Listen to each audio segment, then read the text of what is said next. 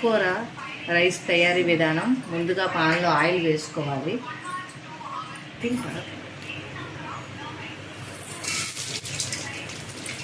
పోపు దినుసులు వేసుకోవాలి.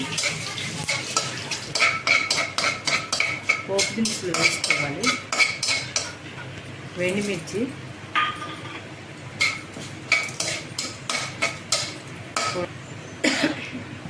తోటకూర రైస్ చాలా సింపుల్గా చేసుకోవచ్చండి. ఎక్కువ ఐటమ్స్ ఏమీ అవసరం లేదు. పోపు దినుసులు వేసుకున్నామండి. పోపు దినుసులు అంటే ఆవాలు, జీలకర్ర, మినపప్పు, శనగపప్పు, మిరపకాయ ముక్కలు అండి, అంతే. ఇవి కొద్దిగా వేగిన తర్వాత తెల్లుల్లి వేసి రోస్ట్గా వేపుకోవాలండి. వేగిపోయింది. ఆవాలు చిటపట్లు ఆడుతున్నప్పుడు కాస్త తెల్లుల్లి తురుము చిన్నగా కట్ చేసుకొని తెల్లుల్లి తురుము వేసుకోవాలండి. ఈ తెల్లులు కొద్దిగా బాగా మగ్గాలండి. మగ్గిన తర్వాత తోటకూర వేయాలి. ఇప్పుడు 1 కప్పు తోటకూర వేసుకోవాలండి.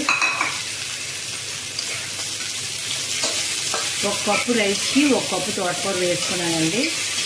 అంటే 2 సమానంగా తీసుకుంటే ఆకుకూరలు ఎక్కువ తిన్నట్టు అవుతుందండి. రైసు ఆకుకూర సమానం తీసుకుంటే మనకి హెల్త్కి మంచిది.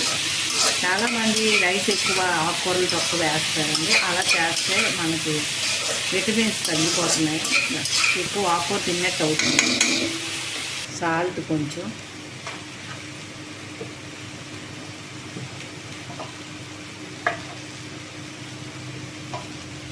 పసుపు కొంచెం వేసుకోవాలి.